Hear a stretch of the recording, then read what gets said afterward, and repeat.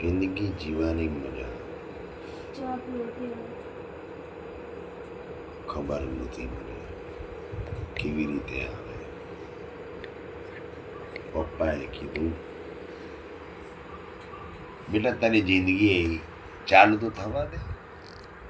અને મારી જિંદગી ચાલુ ક્યારે થઈને ખતમ ક્યારે થઈ ખબર ના પડી.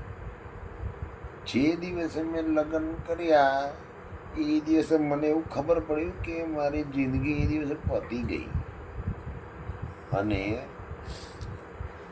લગ્ન પહેલાંની જે જિંદગી હતી ને એ જિંદગી હતી ને પપ્પાને ત્યાર પછી મેં પૂછ્યું કે પપ્પા કઈ જિંદગી જીવવાની વાત કરે? તો કે બસ આ જિંદગી જીવવાની વાત કરી. લગ્ન કરી લીધા ને કે ઘોડે નતો ચડ્યો તો.